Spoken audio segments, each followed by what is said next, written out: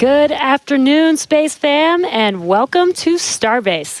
I'm Jesse Anderson, a Senior Production Engineering Manager at SpaceX. And I'm Dan Hewitt with SpaceX Communications. Awesome to have you with us here in Texas, Jesse. Welcome to Starbase. First time, right? Thank you so much, Dan. Yeah, my first time here, and it is mind-blowing. I went out to the pad this morning, and the scale of the vehicle is just insane. Dwarfs everything. And for those of you watching at home, in case you missed the news, Starbase is no longer just a cool name. It is now officially an incorporated city in Texas, and we'll have more on that a little bit later today. Yeah, right now, though, we are counting down to Starship's 9th flight test, currently targeting the very start of our window at 6:30 p.m. Central Time. Good news right up front, not tracking any issues with the vehicle. Weather is gorgeous out there right now. Rain this morning, little bit of wind, nothing now, nothing to worry about. Looking good for a launch. Starship development is moving quickly here at Starbase. So fast, in fact, that we already are reflying the Super Heavy booster today, which last flew on Flight 7. The primary objectives for today are very similar to our last two attempts, except for the booster, which, in addition to flying for the second time, has an exciting return journey planned for its return back to Earth.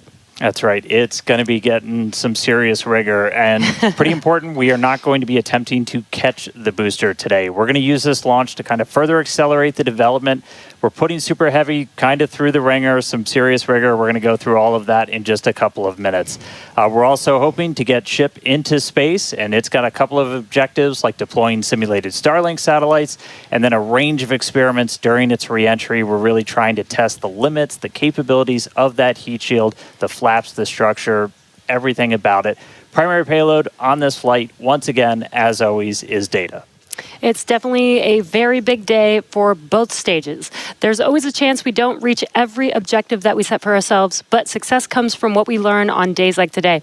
And of course, whatever happens, excitement is guaranteed. Yeah, that's right. Progress is not measured by single flight tests. It's whatever that timeline overall is, and getting us closer to establishing self-sustaining civilization on Mars, making life multiplanetary. Every time we're learning something from these flights that will get us there, that is progress. Exactly. Starship is the first orbital launch vehicle engineered to be fully reusable and built for frequent flight and heavy payloads, just like today's commercial airliners. It's the product of years of rapid development, testing, iteration. We're trying to fly as frequently as possible, fix problems as they appear, and then fly again. It all started here at Starbase back with Starhopper. It was a small single Raptor prototype. Kind of looked like a water tower. We turned it into a water tower eventually. It made its first low altitude hop back in 2019 here at Starbase. You could tell the pad, that's the pad that we were just looking at. It looks dramatically different now, two towers. But Starhopper delivered. It was able to prove that we could use that Raptor engine for controlled takeoff and landing. And that is so wild to see that there on your screen was just 6 years ago, and now we're here today with a full-size vehicle. So from there, we moved to full-size test articles with increasingly complex test flights that reached progressively higher altitudes. And each test shaped the Starship that we see today on the pad, a stronger, taller, and more refined vehicle. That's right. All right. Now, let's go out there and meet it. Starship is made up of two parts. First, on the bottom, the Super Heavy booster, powered by 33 Raptor engines. Both Super Heavy and Ship are running on liquid methane and liquid oxygen. That second stage, the Starship upper stage, is powered by 6 of those Raptor engines. 3 of them are optimized to sea level performance, 3 for vacuum, so operating while they're in space.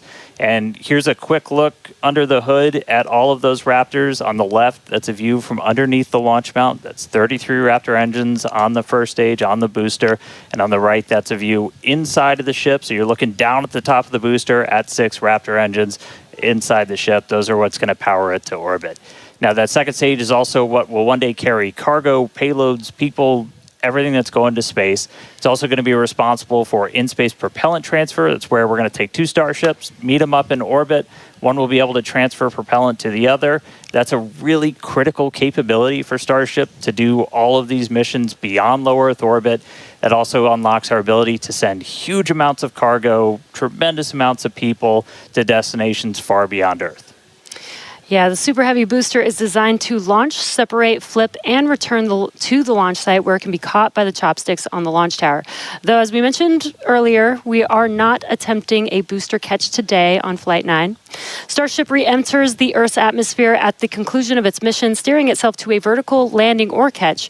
And both stages are designed to return to Earth and fly again, making this the first rocket in history that will be fully reusable. And then just in between the two vehicles is what's known as the hot stage ring. That's a steel structure that really takes the brunt of those ship engines as they ignite, protecting the booster while the ship's still attached to it. That enables us to do hot staging. It's faster, more efficient, kind of shutting everything down and then reigniting. Right now, that hot stage it's single use. It detaches from the booster as it flies back, but in the future, it's going to be integrated right into the top.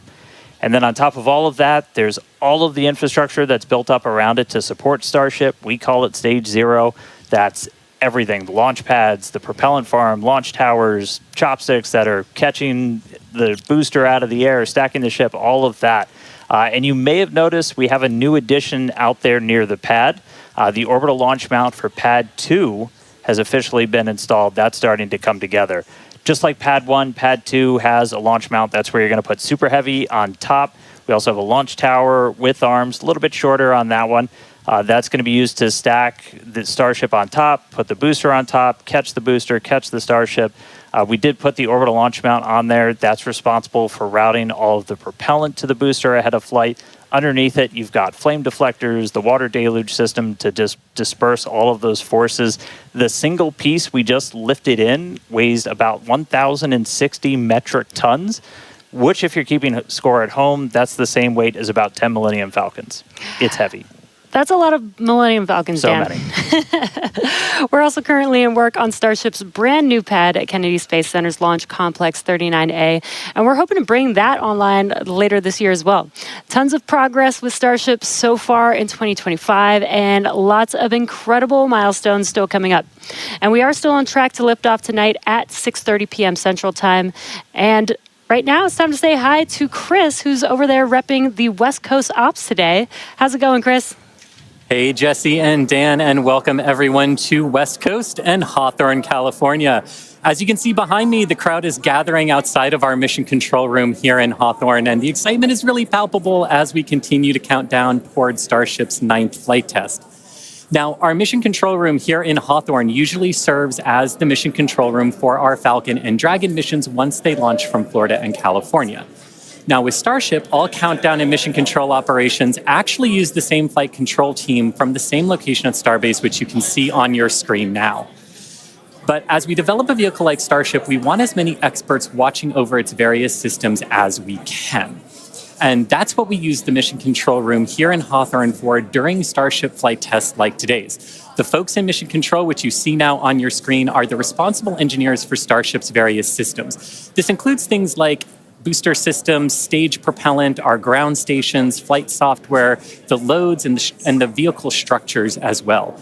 And having this support gives the flight teams in Starbase immediate access to our engineers' knowledge, which is really, really important when we're making informed decisions very quickly in a test program like this. This setup has been great for Starship flight tests so far, as we've handled things like propellant temperature differences, as well as day of launch winds that can affect the loads placed on Starship structures during launch, and particularly during the descent of the Super Heavy booster back to Earth. So having all of these responsible engineers ready to support is crucial during Starship testing, where we place hardware in flight conditions quickly to iterate and make the best and most reliable rocket that we can. So it's definitely a full house, a growing full house here in Hawthorne for our 9th flight of Starship today. Every flight brings us a step closer to a future where Starship is flying multiple times a day. And I'm sure you all feel the same way down there in Texas, Dan and Jesse, but I can't wait to see Starship's launch today. How about you? Yeah, can't wait to see it, Chris. As you can see, props loading on the vehicle is just a little under 2 miles away from us, and we're really excited. Looking back real quick, so back in March, Starship's 8th flight test saw us catch the Super Heavy booster for the 3rd time ever, another big step on that path to full and rapid reusability. Unfortunately, the Starship upper stage did experience what we call a rapid, unscheduled disassembly before it finished its climb to space, which meant we didn't reach all of those additional mission objectives that we had set. About 5.5 minutes into ship's ascent burn, a hardware failure in one of its sea-level Raptor engines took out that engine, the 2 remaining sea-level engines, and a Raptor vacuum engine. That's 4 of the 6 engines that ship has. This was a different failure than we saw on Flight 7, and the fixes that we put in place did work as expected. So this was a new issue on Flight 8. Now, welcome to iterative engineering. That's right. Losing hardware is a potential outcome of any test program. That's why we're always prepared with safety measures in place and also ready to have boots on the ground to assist with anything like debris cleanup. We can coordinate with all the necessary parties, organizations, administrations for safety in advance and in an ongoing basis during our test campaigns to plan for as many possible outcomes. Definitely do want to say thank you, though, to the people of the Bahamas, the government of the Bahamas, who worked with us so closely since Flight 8. We took full responsibility for the cleanup, and in doing so, we had people on the ground in the Bahamas within 12 hours to help with debris recovery. So all that said, we're moving forward in our development cycle with safety at the top of mind, and we fly again today to get this current iteration of ship to space and back. That's right. Putting hardware in a flight environment as frequently as possible, so you're seeing how things behave all together in the real world. Then you're solving problems as they pop up. That's how SpaceX developed their very first rocket, Falcon 1. Same philosophy was used to develop Falcon 9. Today, we're looking to get our first re-entry with the latest iteration of ship while intentionally stressing the Super Heavy vehicle during its return to get data on its boundaries. And by stressing, we mean that we'll be pushing the flight envelope of Super Heavy as we fly at a higher angle of attack during descent towards the Gulf. Angle of attack in this case means that Super Heavy is pitched up to maximize drag and slow return. Because of this test, we will not be attempting to catch and recover Super Heavy, which again is flying for its second time today. So for a brief moment, this booster will hold the title as the Super Heavy flight leader. That's right. All right. Lot still ahead for today. Let's get into it real quick with this overview. As always, everything starts with a liftoff. 33 Raptor engines igniting. Super Heavy pushing itself and Starship into ascent over the Gulf. It's going to continue for about 2.5 minutes before we get to hot staging. Ship will ignite its engines. Booster will do its boost back burn and begin its flight experiments back for a hard splashdown in the Gulf of America. Meanwhile, ship continues its burn into space. And ship will remain suborbital. We will be deploying 8 Starlink simulator satellites and then head towards re-entry.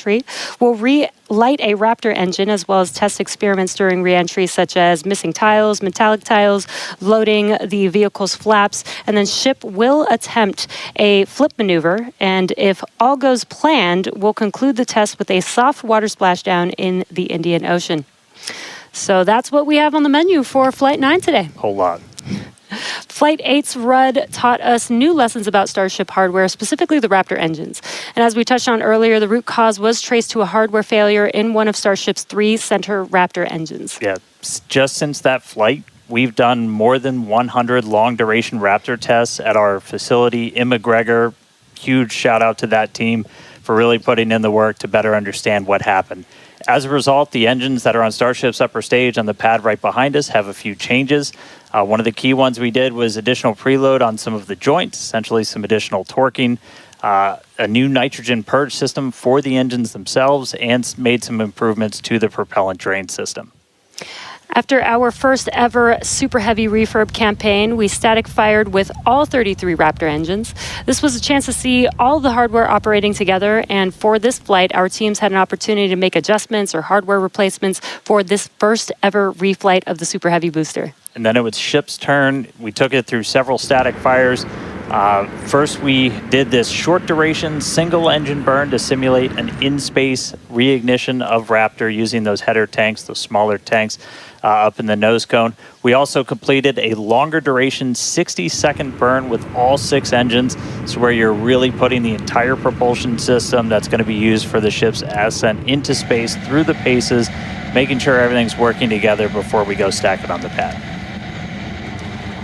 And in the end, these changes represent the core of our test program. And reflying a booster for the first time is a major milestone, especially so early in the flight test program. Now, Falcon did it in just over 30 flights. And Starship's doing it today on just its 9th flight. It's not wild just because of how much faster that is, but just how much bigger Starship is. Falcon 9 can lift about 23 metric tons into orbit. Starship is designed to lift 200. That is so exciting. And on top of that, we're also reflying engine 314 for its 3rd flight, which you might recall is the engine with a pie on the nozzle. And there you can see that engine there. It is a milestone, most definitely, but we do remain focused on getting to the point where no refurbishment is needed between any of the flights. Yeah, that means we want to launch it, bring it back, look at it, reload propellants, go again. That is really what's key. That is what full and rapid reusability will look like. We're coming to you today from Star Factory, our new 1 million square foot manufacturing facility in Starbase, Texas. The Super Heavy booster is the first stage of the Starship launch vehicle stack. It's the largest boost stage ever developed for any rocket ever.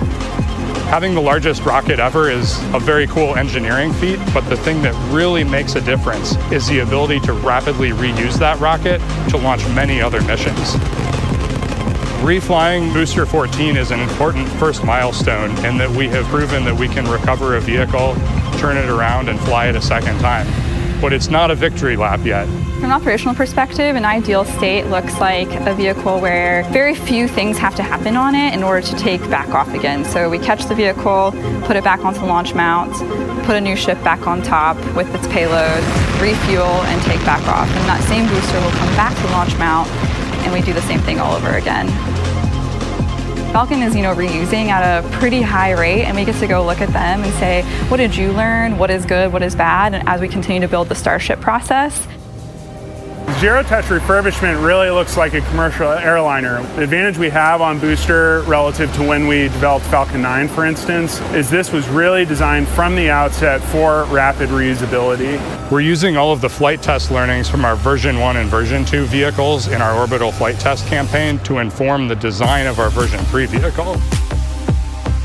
The next generation vehicle will be the first time that we've really attempted to make rapidly reusable thermal protection on a rocket. In the next iteration, we'll be able to add in new innovative materials and regenerative cooling that will enable rapid zero-touch refurbishment. Rapid reusability, the ability to fly, turn the vehicle around, and refly again immediately is really the key goal of the Starship program.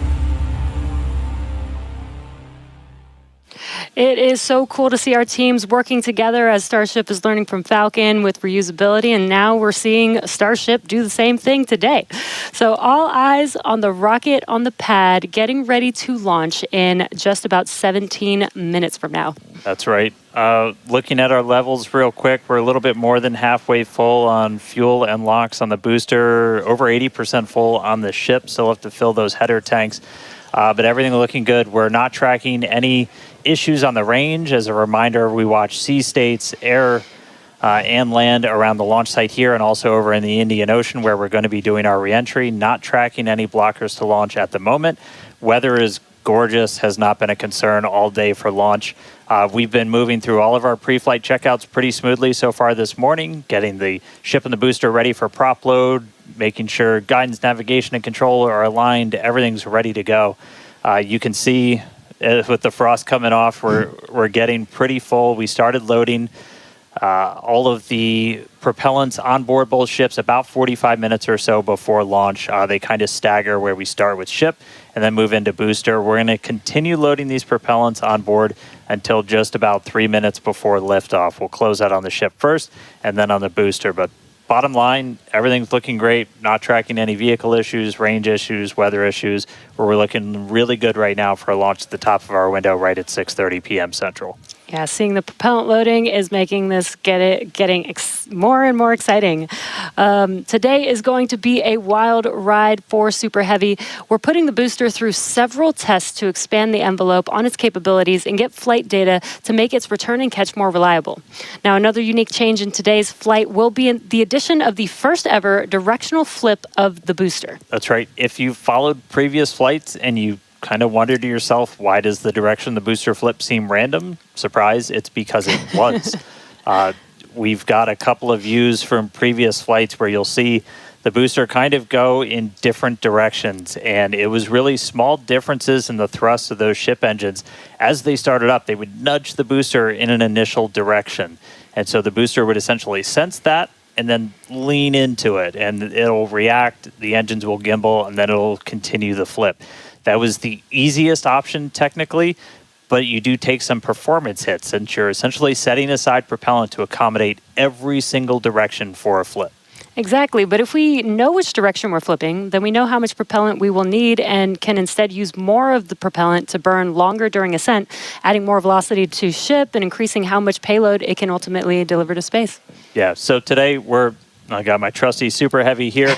We're going to intentionally try to flip straight up. So as you're separating from the ship, we want to get to here as you're doing that boost back burn. The fastest way is to just flip straight up and go into it. That's roughly what we did on Flight 5. It's the most direct way to get into that orientation for the boost back burn. What you don't want to do is when you flip all the way down like that, we did that on Flight 7, it takes you in a big loop, uses the most amount of prop, not efficient. We're at the point where we want to start kind of tuning it in and getting some extra performance out of the booster. Yeah, exactly. That's called optimization. That's right. To accomplish this, we made some changes to the hot stage adapter, welding reinforced panels over the vents in the direction that we want the booster to go. So when the ship engines ignite, the thrust will push against the blocked vents, which means that the nudge will be in the direction that we planned for. And then when we go to the next generation of ship and booster, we plan to control the flip direction by fine-tuning the engine startup sequence on the ship.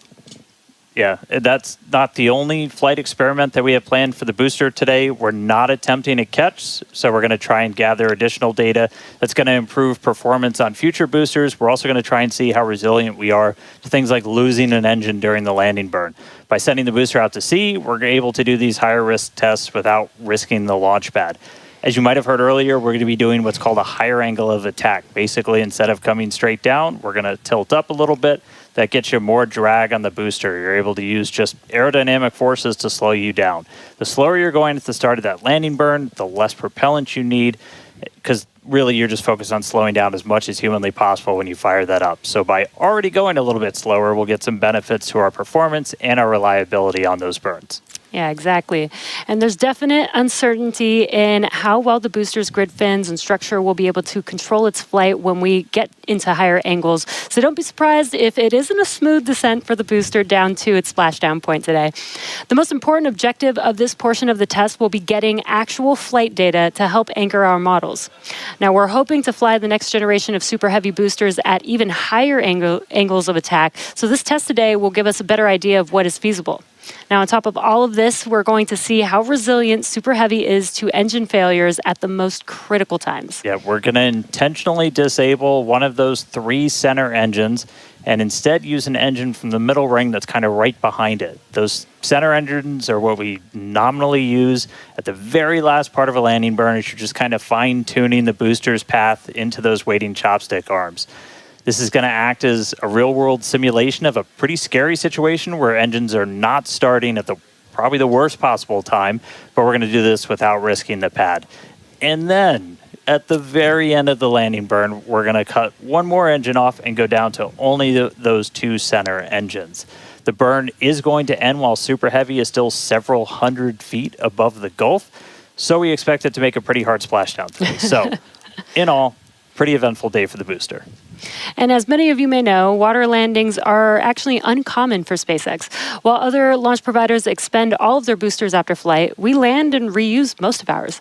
All of these tests are going to help us improve future generations of Super Heavy until we reach its fundamental design, a fully and rapidly reusable and reliable rocket. All right, let's check back in with Chris in Hawthorne. How's it going, Chris? Hey, Jesse, my colleagues here in Hawthorne definitely agree with you. We can't wait to see the Super Heavy perform its second flight and see all of the work from our thousands of engineers and technicians in action today. Now, while this reuse milestone is incredibly important for Starship's development, Super Heavy boosters are not the only vehicles that we reuse here at SpaceX. We're big on reuse, and our Dragon fleet is another example of that reuse. And we actually control those Dragon missions from right here in Hawthorne in the mission control room that we talked about a little bit earlier. For Dragon and our human spaceflight program, this month also marks a big milestone for SpaceX, our 5-year anniversary of human spaceflight.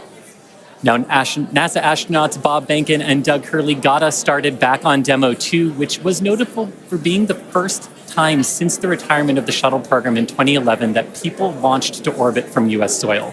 Now, in those 5 years, we have launched 17 human spaceflight missions, 11 for NASA, and 6 commercial missions, including Polaris Dawn, with our first commercial spacewalk in history, and From 2 earlier this year, which became the first human spaceflight mission ever to explore Earth's polar regions. We've flown a total of 66 crew in those 5 years, and we are expecting that number to grow significantly in the coming years. Now, most recently on our From 2 mission, the crew offered unique glimpses into the orbital spaceflight experience. And this was honestly just so cool to see. Thank you to our Starlink teams for making everything with the From 2 crew shared possible. This honestly made me feel like I was right there with them in Dragon. They were living, they were working, they were relaxing, they were doing their experiments while also having fun. Basically, just being people and inviting us along for the ride. And that was really meaningful. Being invited up there really showed how these are just the early days on the road to making life multiplanetary.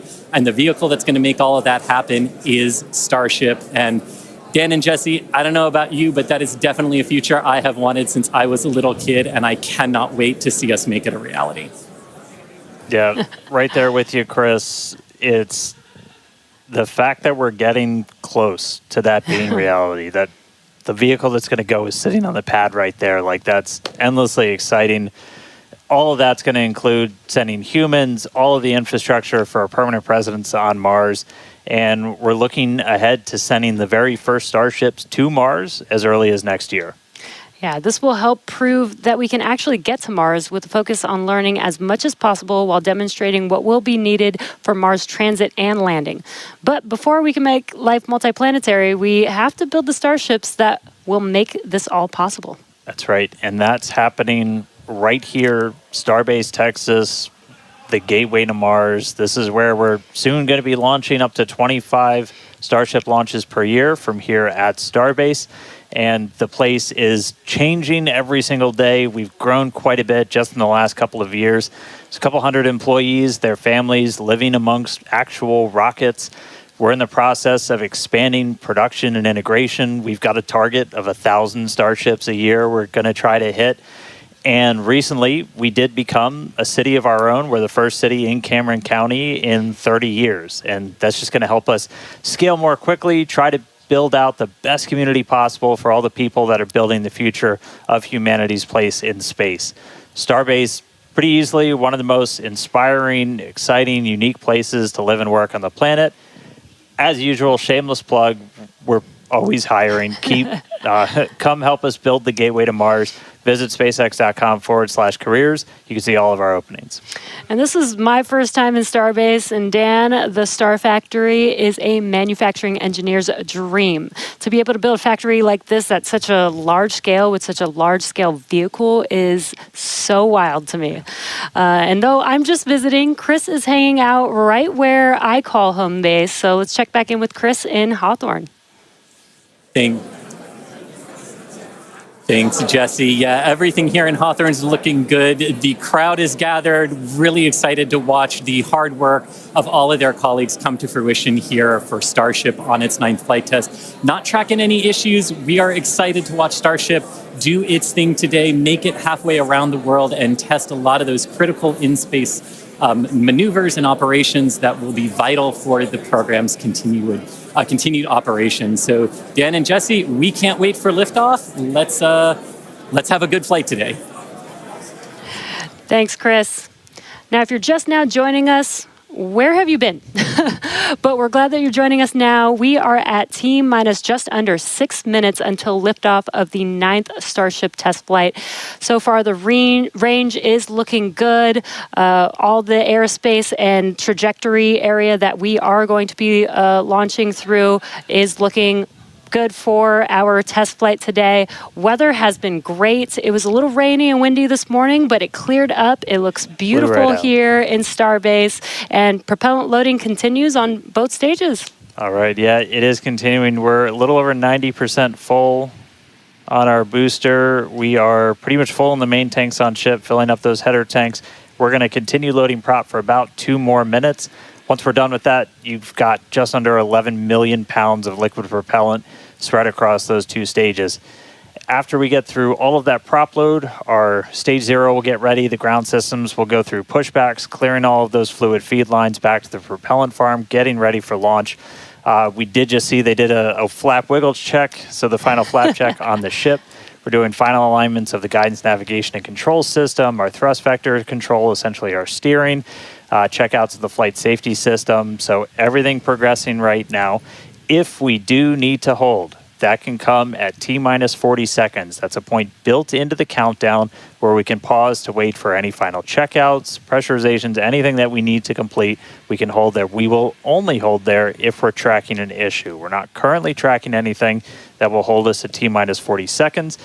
But if you've seen a Starship launch before, they can happen. We can push through them and then launch that day still.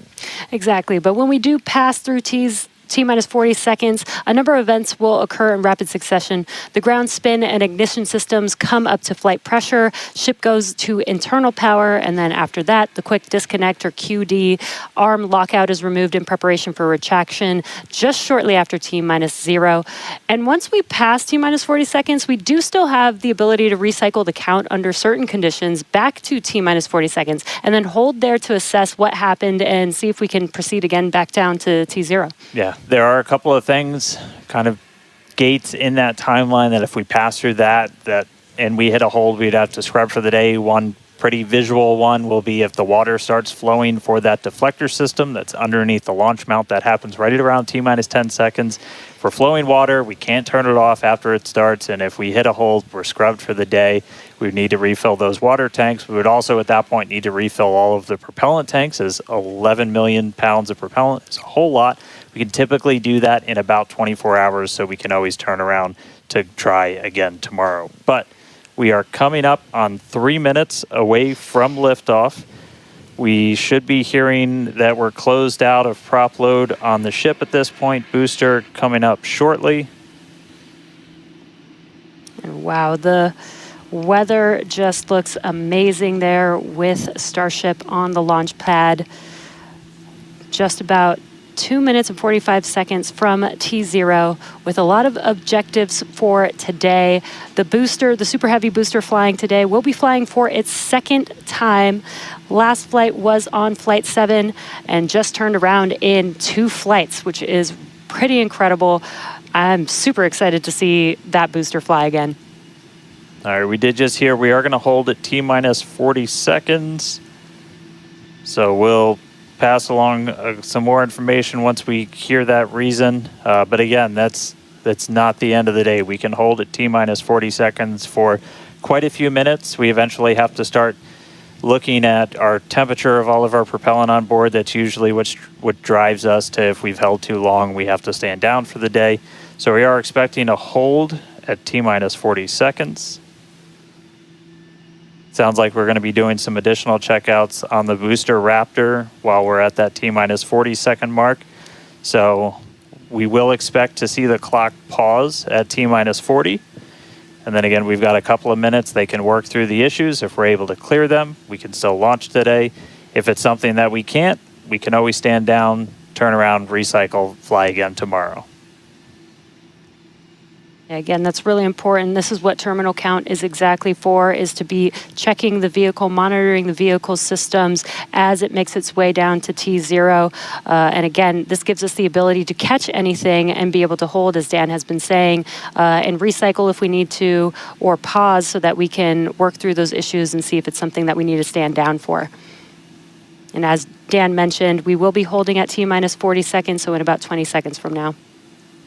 Yeah, so we'll hold there. And they'll work through these final checkouts on, sounds like just one of those Raptors on the first stage on Super Heavy, which as you said, we're reflying it for the first time. 29 of those 33 engines have already been used in a launch, one of which has already launched twice, and we'll go for and its is getting ready for its third time. All right. And you just heard our flight director for the day, Joe Sliker. He just shared that we are going to hold at this T-minus 40-second mark. Keeping an eye on one of those Raptor engines on booster.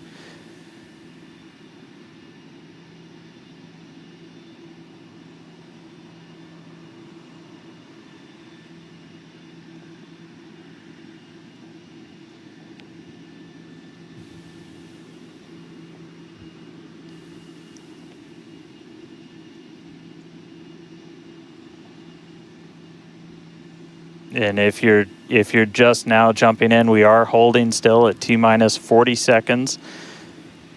Watching one engine, waiting for temperatures to kind of get to a zone that we want them to on one of the engines on the booster, on the Super Heavy booster, getting ready for its second ever flight.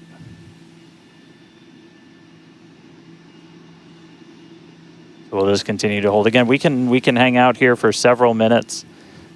We held for a while on the first attempt last time and then cleared it, and then we triggered a different issue on the ground side. But again, this is exactly what it's for. This gives us the best chances at success. And the clock is rolling. There we go. All right. T-minus 30. Let's listen in.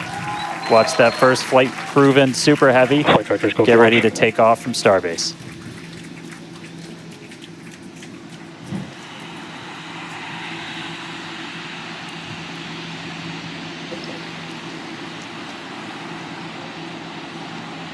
T-minus 1. Hit hold.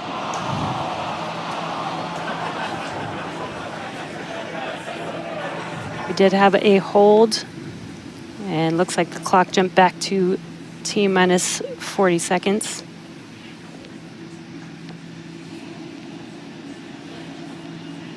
All right, so yep, we jumped out. I did not see the deflector go off. So hopefully we were right at around that T-minus 10-second mark. And if we were before that T-minus 10-second mark, we do have the ability to recycle, as we mentioned earlier, back to T-minus 40 seconds. So it looked like this time it was a ground side issue. We're taking a look at this real quick. So again, we're back at T-minus 40. We're gonna hold for a little bit. We are still not scrubbed for the day. Give them a couple of minutes to work through this. Again, we can hang out at T-minus 40 for several minutes. Eventually, we start looking at your bulk temperatures and all of your propellant on board the vehicle. We're not actively replenishing the propellant on board Super Heavy and Starship, and so you don't have essentially forever to hang out before things start to warm up. And you do want to make sure your temperature's in a really stable range for a healthy startup on Raptor engines. So they're going to work through this issue. We can continue to hold here for a couple of minutes. What's launch without a little extra added excitement?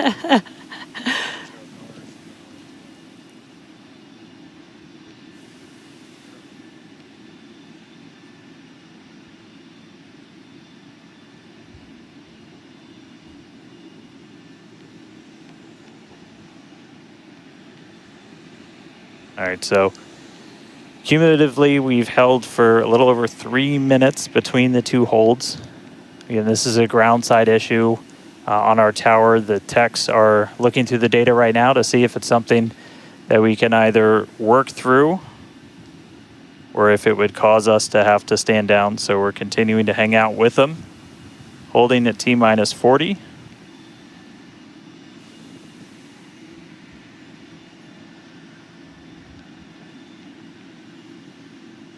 If you're just joining us, we did initially hold at T-minus 40 seconds. We continued the count, but recycled before we got to T-minus 10 seconds.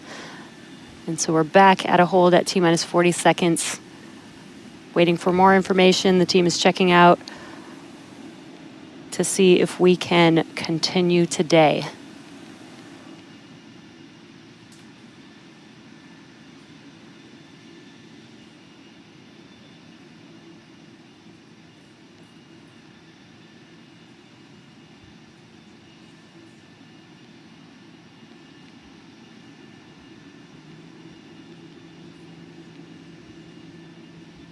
And we're continuing to hold here at T-minus 40 seconds. We've been holding for just about 5 minutes now as the teams evaluate if we can continue to T0 for Flight 9.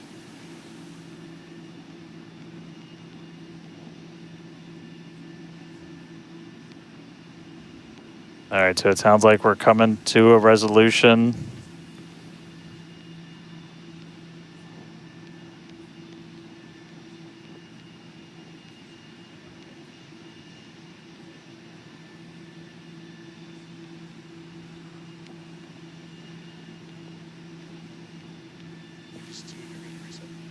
All right, so we are getting to a resolution. We're going to reset everything.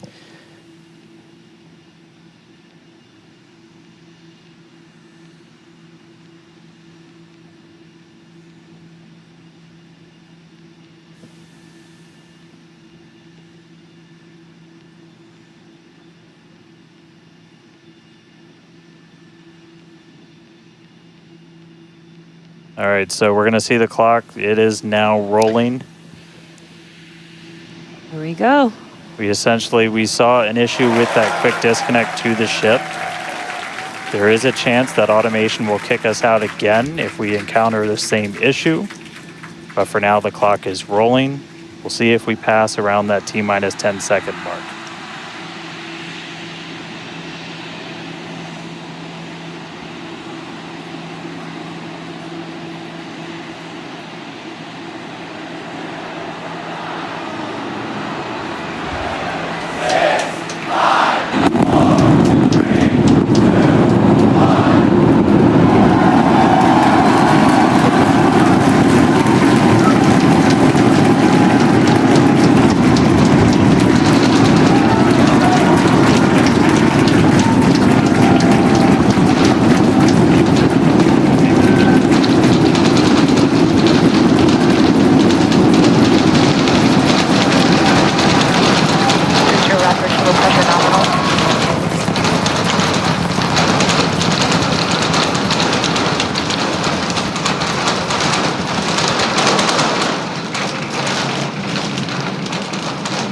T plus 40 seconds, it's one hell of a sight from here. We see it arcing right over top of us. We see 33 out of 33 Raptor engines lit on Super Heavy as it starts to ascend skyward.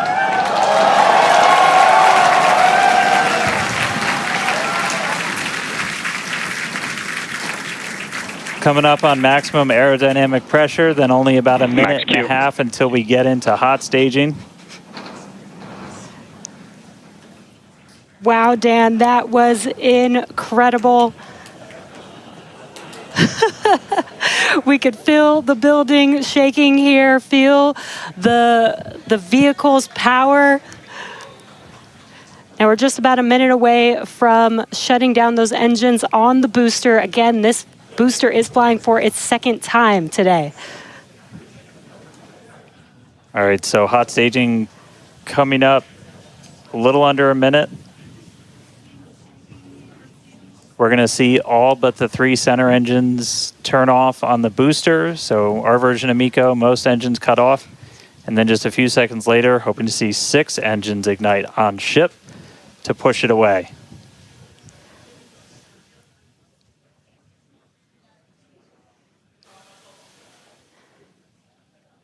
All right, hot staging, about 30 seconds.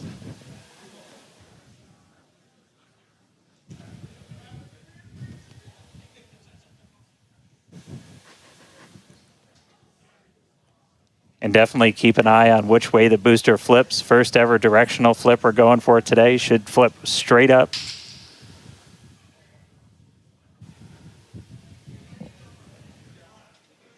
See those engines powering down?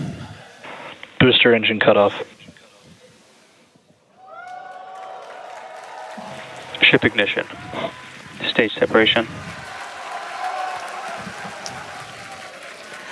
Incredible flip by Super Heavy booster, and you can see those 6 engines, those 3 engines on the ship ignited. 6 healthy Raptors running on ship on its way to space. peek, that engine view, booster doing the boost back. Chris, how's it looking over there in Hawthorne, man? It is looking chamber pressure is nominal. It is looking absolutely incredible here in Hawthorne. As we said, 6 healthy engines on ship. We've got 13 out of 13 engines on the booster, now down to those 3, which is what we expect in the final moments of the boost back burn. Now, as a reminder, we are not recovering the super heavy booster today. We are instead going to do some... shutdown. And there we had a good shutdown of the boost back burn. Next up will be the jettison of that hot stage Ship ring. avionics power and telemetry nominal.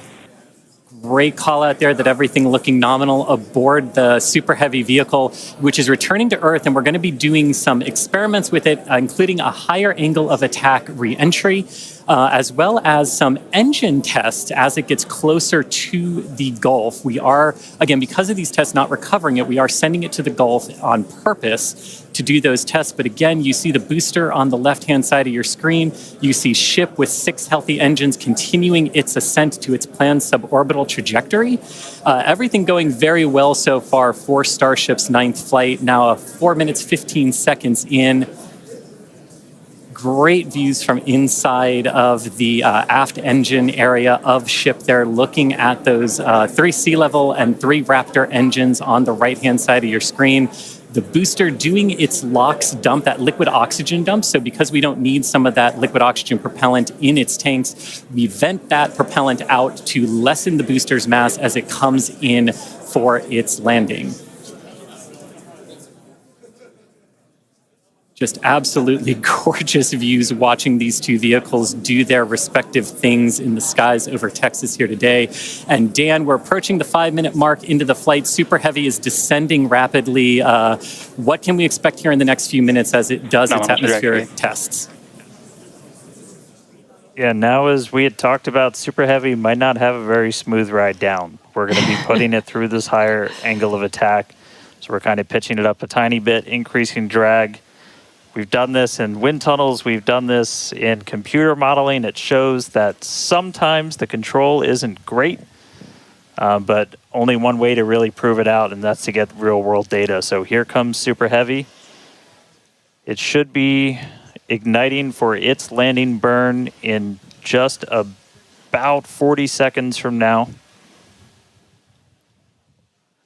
And we are going to relight 13 engines, then bring that down to 3 engines. As we talked about earlier, we will be intentionally shutting down.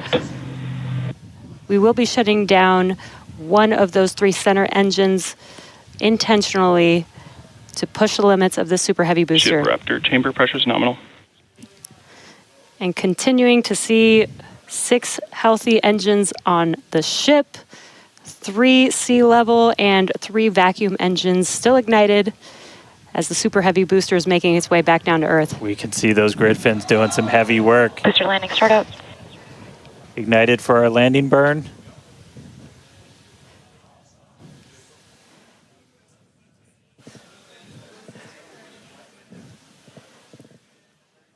It may have ended with that landing burn.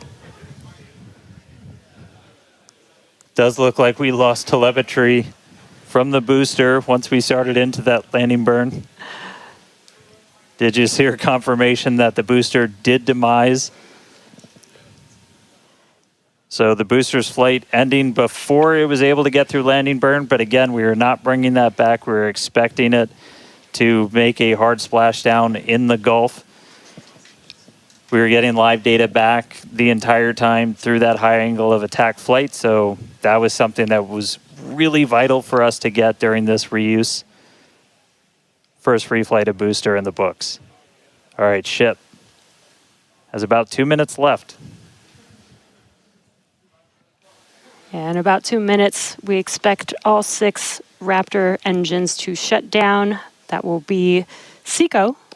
Basically second engine or second stage engine shut off.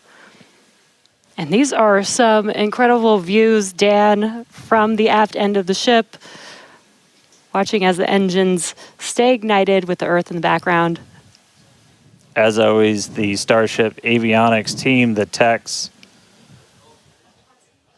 I think we just heard the booster, but All right, we got about a minute left into this burn. All eyes definitely on ship as we get through the final stages into its ascent. We're expecting it to start to cut those engines off in about 45 seconds.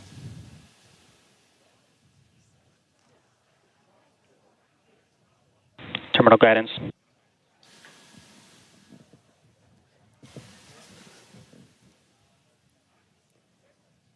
All right, just about 30 seconds to go.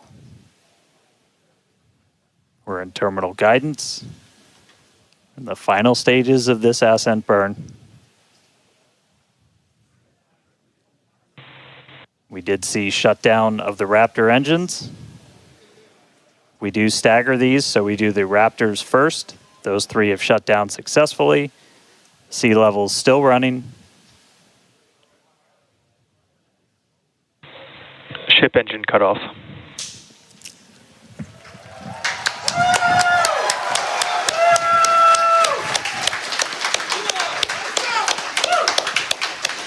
Ship engine cut off, the 3 most beautiful words in the English language. And great call out that we had nominal insertion.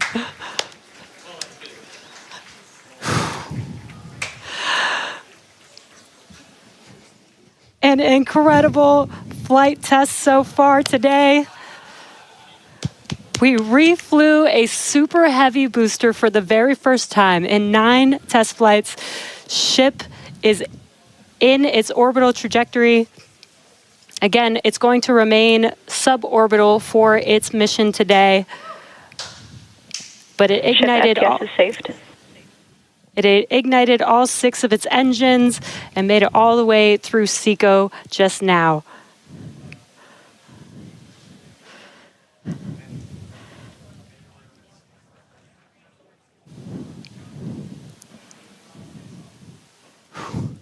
What a moment.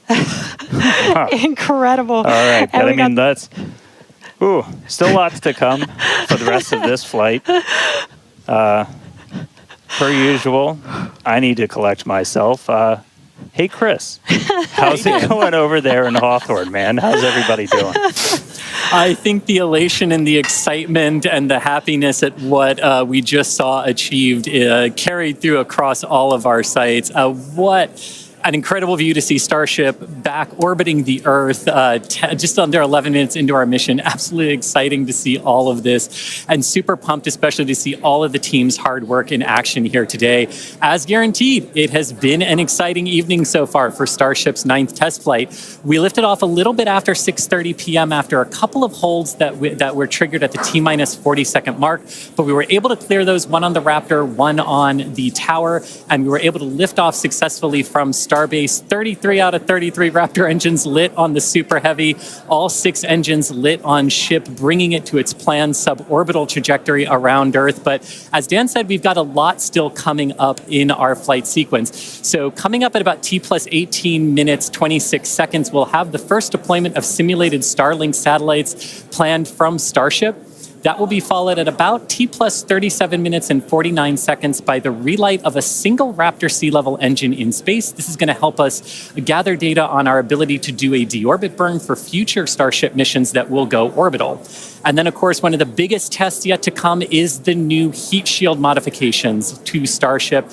And that'll start with re-entry into Earth's atmosphere at about the T plus 45 minute mark, which should take about 16, 18 minutes to complete. And now today's reentry is going to test that heat shield like we said, specifically how Starship will hold up to 100 missing heat shield tiles on its thermal protection system. Now, we purposely took those 100 tiles off over very critical areas of the vehicle to be able to safely test on a flight like this suborbital trajectory into the Indian Ocean what might happen on an operational flight in those areas if we were to lose the primary heat shield tile over Starship. So very critical test coming up. And then after that, we'll have the final descent where we will again be pushing Starship to its limits. We definitely pushed the booster to its limits today to gather data, and we're going to be doing the exact same thing on that ship, seeing how the ship handles various flight conditions that we will need it to fly in as we look to one day soon bring ships back to Starbase for catch and reuse. Now, While there are payload simulators on Starship for deployment today, as we will see in a few minutes, the primary data and the primary payload for today is the data. And today, just like with Starship's previous test flights, that data is coming to us courtesy of our Starlink network. In fact, it is from Starlink that you are seeing these wonderful views of ship in space right now. So, and I can't wait to see Starlink really provide those epic views and that data transmission during reentry, which is very, very critical to getting that data during reentry. So, Dan and Jesse, it's been an exciting day so far. There's more to come. As we get ready for Starship's first ever payload deploy, what can we expect next year in the next few minutes? Thanks, Chris. Just going to reiterate, thank you to the Starlink team for these incredible views today. In a few minutes, Starship will deploy 8 Starlink simulators, similar in size to our next generation Starlink satellites. The Starlink simulators will be on the same suborbital trajectory as Starship, meaning they will passively re-enter the atmosphere, just like Starship. With tests like these, we can see how Starship's payload deploy systems work in flight while ensuring that the simulator satellites pose no safety risk to people on Earth or for other satellites in orbit. Now, this also ensures that any parts of these simulator Starlink satellites that do survive reentry splash down harmlessly in the middle of the Indian Ocean. And then before we get there, though, we're going to have to open up that payload deploy door. So we've only ever done that one time before. Pretty sure it was Flight 3. Someone on the internet, please check me. But that was the only time we ever opened it. And we've had Starlink simulators on the last 2 flights, but we haven't gotten to this moment yet where we're able to open up the payload door and start deploying these. It's going to be pretty cool. We've got them stacked inside of the Starship payload bay, and we'll have potentially a couple of views. You saw one camera pop up. Oh, there we go. Look inside of the payload bay of Starship. You can see them stacked down in the middle of your view. There's kind of 4 on either side, so they're sandwiched on top of each other, a stack of 4 right behind each other. And then we're going to pop the door open. It's on the right side of your screen, so we'll see that open up and then start firing those Starlink simulators out into space. We are expecting the payload door to open in a little over a minute from now. And then once that payload door is open, about a couple minutes later is when we will start dispensing those Starlink simulators. That's what a great right view. at the bottom of the stack. So should be able to see them kind of firing out from right there. So really cool. And eventually these are going to carry dozens of the next generation of Starlink satellite into space, and those are going to enable some truly insane things in terms of speeds from space and what we're able to do. Starlink's been really great for Starship, obviously. Getting live video back is really cool, but just the amount of high-speed telemetry, everything we're able to get back is insane. And for a development program, that's kind of everything. We're in excess of 130 or 160. My numbers are fuzzy right now, just like my brain is. But well in excess of 100 megabits per second of downlink. And a lot of that gets eaten up by video. We've got dozens of cameras across Starship. We added several more. For this flight, you saw a couple of those as we have essentially 360 degrees. Oh. Open the pod bay door, Hal.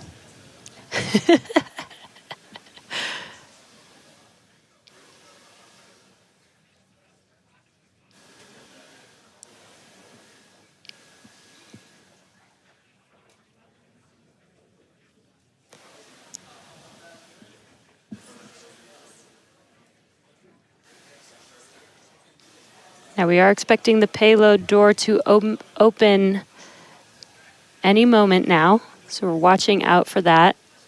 Again, you're looking at the inside of Starship as it's suborbital.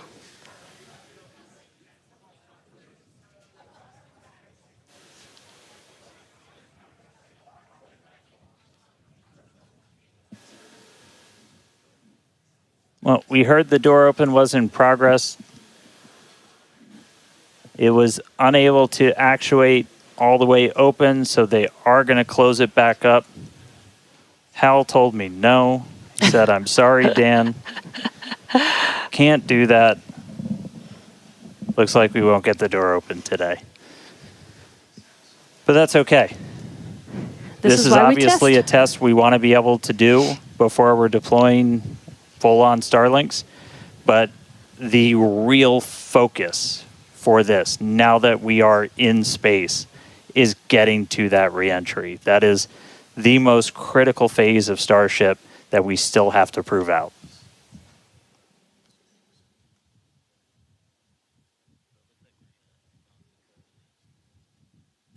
All right, well, so it does look like we're not going to be able to deploy Starlinks today, but we should have pretty frequent views from Starship. They might cut in and out every once in a while, but should be pretty regular. We are in darkness right now, so might be a lot of black, but the cool part is when we get to reentry, it's going to be daytime. Yes, and we did that on purpose so that we can get some live daytime views as ship is returning back to Earth. All right, so we are going to take a break. Enjoy these views as we get them. Enjoy the tunes. We'll be back in a couple of minutes when we get ready to relight one of those Raptor engines on orbit. See you soon.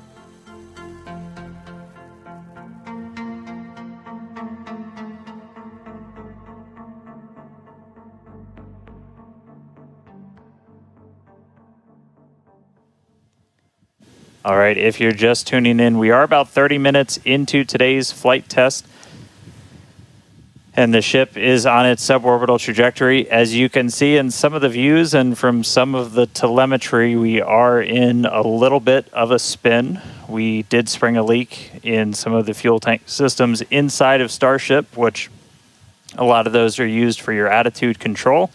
And so at this point, we've essentially lost our attitude control with Starship. We are still on a path toward re-entry. We are suborbital, so no matter what, we are going to enter. However, this lowers the chances for it to be a controlled re-entry. So if you think back to Flight 3, when we had something similar happen, just the end symptom of a loss of attitude control, we were in a roll by the time we hit re-entry. So we are going to re-enter. We should hopefully still have views. The Starlink satellites are pretty robust to still maintaining contact. We've got 4 of those terminals on the vehicle, and they're pretty robust to maintaining contact even when we are in a spin, essentially. So we should hopefully continue to keep live views. It's going to still be dark until we get a little bit closer to entry, as we are a little bit, we're coming up on Africa. I believe we do swing just to the south of that continent. And by the time we start heading out over the Indian Ocean, we'll start heading into a sunrise. So, not looking great with a lot of our on-orbit objectives for today, where we were hoping to do the PES deploy and relight an engine, and then really importantly, get into that controlled entry to really put the heat shield through the ringer. Nonetheless, Starship marching forward towards that re-entry over the Indian Ocean. So we'll continue to hang with it and give you any updates as things continue to change.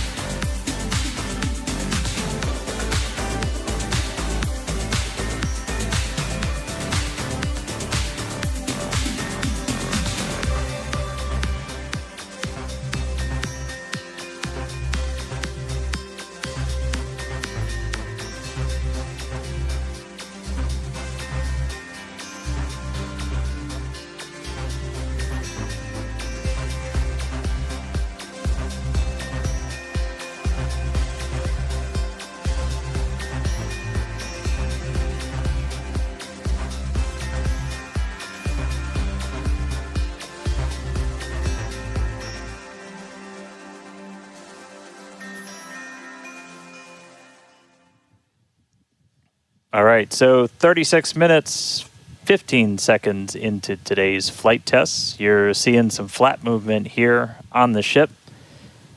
If you've been following along, we have essentially lost attitude control on the ship at this point. It is suborbital, so it's still headed to the exact same trajectory as before. We were not able to get that payload door open and deploy those nose cones. We've been dealing with some leaks on the ship. This is also what led to that loss of attitude control. So at this point, we are kind of in a spin, and we are also going to be skipping that Raptor relight. If you've followed through the history of Starship, something similar happened, different cause, but same symptom back on Flight 3, where we weren't able to maintain attitude control in orbit. And so we're going to skip the relight of that Raptor engine while we're in space. We are going to still proceed with entry, but as we are not able to control the attitude of the ship, as we get into entry, it will enter in whatever orientation it is in at the time, which does not bode well for the ship's heat shield, as we're not going to be essentially aligned the way that we want to do for re-entry. So it is definitely coming down. It is definitely heading to the Indian Ocean, but our chances of making it all the way down are pretty slim. So we'll still get as much data as we can. We're still getting live telemetry, live views from Starlink the entire time, and we'll continue to stick with ship as it continues on. We are about 10 minutes away or so until we start getting into entry, and the light will start to pick up as we cross the Indian Ocean, and we'll start to see a little bit more daylight, and we'll, as always, as long as we maintain that comm link, get some plasma on the way in and start to bring the Starship back through the Earth's atmosphere. So that coming up in about 10 minutes or so. So we'll check back in with everybody in a little bit.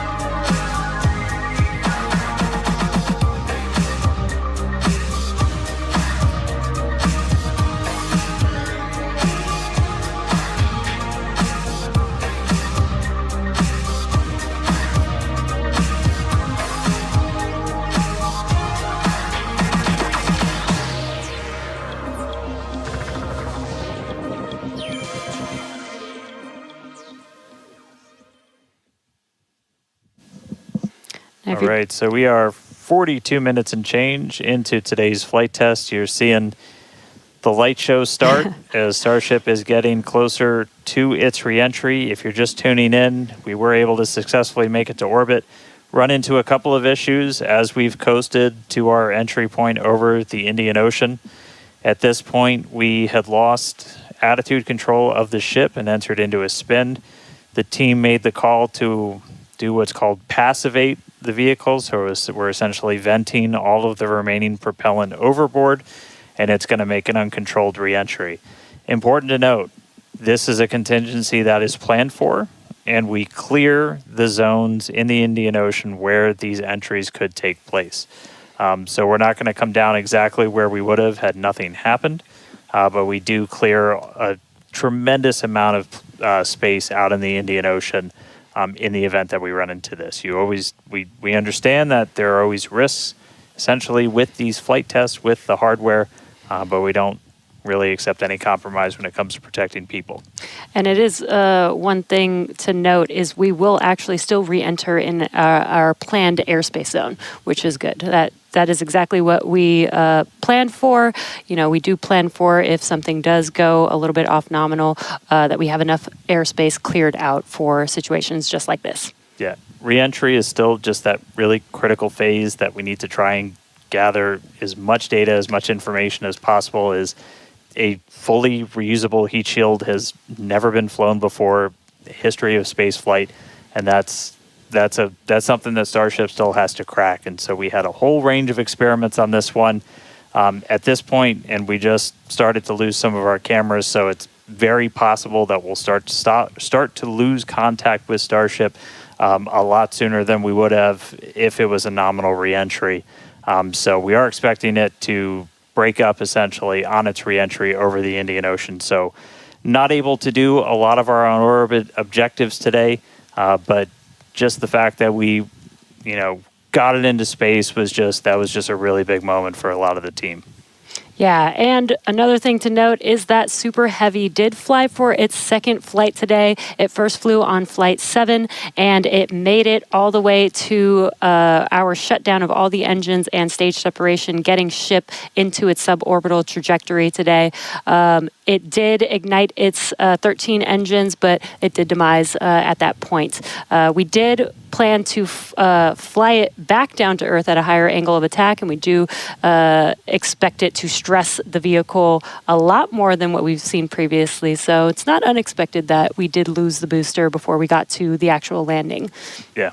So we're gonna continue to hang out and see if we get any updates on ship. It does look like we might be getting some video back soon. There we go. So this is a view essentially on the top part of Starship. You're looking up at the payload bay and towards the nose cone. So views are going to be a little bit scarce potentially, as again, we are in essentially a tumble. We had lost that attitude control. So Starlink, when it's able to connect, able to feed this down.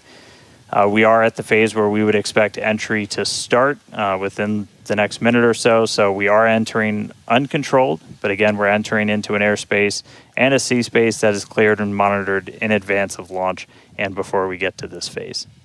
And with the views that we are able to see, you are seeing a lot of that plasma build up. During reentry, we do expect the vehicle to see about 1400 degrees Celsius, and there you can see the flap feeling that temperature there, a little bit melting away. But as we expected with the spinning of the vehicle, we are no longer controlling the attitude of the vehicle. So this is now, at this point in the test flight, it is expected to see it begin to demise a little bit on its way back down to Earth. Yeah. And so we'll stick with it for as long as we're kind of getting any reach back from the ship as it starts to make this reentry. But yeah, so it's re-entering actively right now. And again, we did do what's called passivation. So you essentially vent all of your excess propellant overboard before you hit the atmosphere. That's a safety measure we can take on the ship while you still have contact with it. So that was done. It's now coming down in the predetermined hazard area that was cleared ahead of flight. Not controlled, so we're not going to get all of that reentry data that we're still really looking forward to.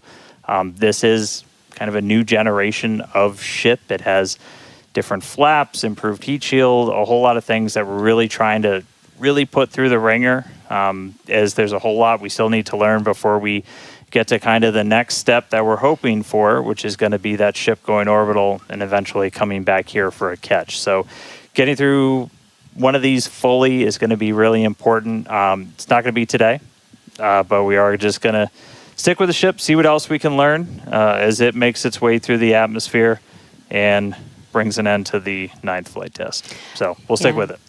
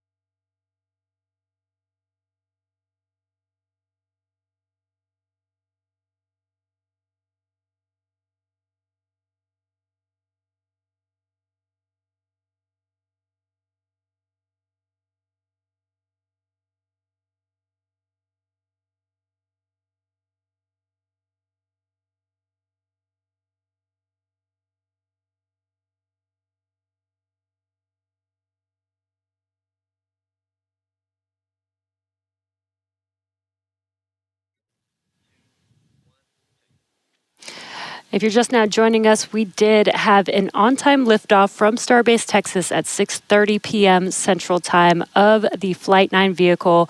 We did have some incredibly stressing objectives today. The Super Heavy booster flew for its second flight. It first flew on Flight 9 and made its way to take ship all the way up to stage separation, doing its second flight ever, which is pretty incredible. We did lose the booster on the way back down, as we did fly it back down at a higher angle of attack. So as expected, we did have it demise on the way back down. Yeah, we were able to get all the way to that landing burn, though. So we made it through that higher angle of attack. So a lot of great data that's going to help us improve those future booster flights. Yeah, we did do the directional flip, and it worked. Yep. It was actually Flipped a great right view direction that we saw. And then ship continued 6 healthy Raptor engines in the beginning of its flight, making it all the way to SECO and coasting for quite a while. We made it to the expected time that we would open up the payload door. Unfortunately, the door did not open as we expected it to, so we did not deploy the 8 Starlink satellites. Yeah, we ran into a couple of issues once ship got there, but I can tell you it was a pretty crazy moment for a lot of the people that were standing here for ship to make it there. It's been a couple of flights, but it was really exciting to see. Ran into some issues on orbit. We weren't able to deploy the Starlinks. We eventually lost attitude control, dealing with some propellant links inside of the ship. And we did lose attitude control. And just to confirm, we did lose contact with the ship officially a couple of minutes ago. So that brings an end to the 9th flight test. So still a lot of work to do, but really big moment. Chris, how's everybody doing over there in Hawthorne? What's the vibes, man? Yeah, I mean, it's a test program, and that's what we're here to do. We're here to learn, and that was definitely the vibe and the atmosphere here at Hawthorne. Would have been great to see ship get all the way through its objectives today, but with all of that data that came down through the Starlink system, we're definitely going to learn it, and we're definitely going to fix that and push forward. Also, great to see the responsible engineers here in mission control, talking with the flight control teams in Starbase. We talked about how it's great having that expert knowledge on console to be able to go to at a moment's notice, and that really helped us make the right decisions in orbit today when we decided to passivate the vehicle. So we will be here looking forward to Flight 10 and some success on future flights. All right, well, obviously congratulations to everybody that poured so much time, effort into getting this rocket off the pad. The last 2 months have been an absolute gauntlet for a lot of people, and we're continuing to learn more about this ship, about this rocket.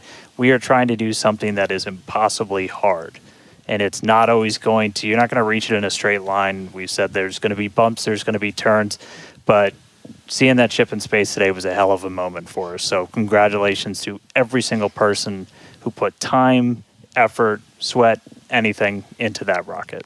Yeah, this is exactly the SpaceX way. We're going to learn, iterate, and iterate over and over again until we figure it out.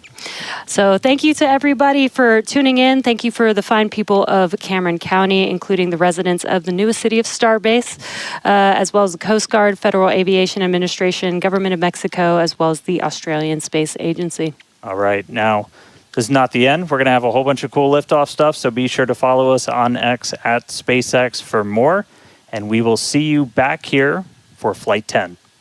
Thanks for tuning in.